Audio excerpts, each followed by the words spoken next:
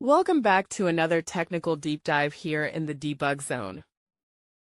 Today we're tackling a big question and breaking it down with insights from other users.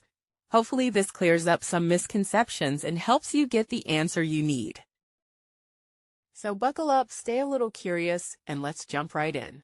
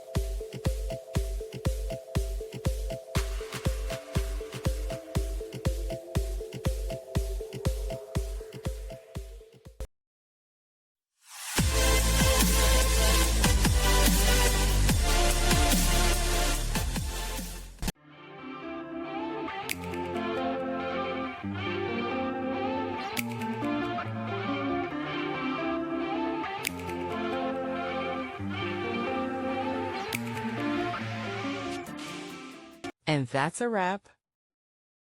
I hope you found the answer you were looking for.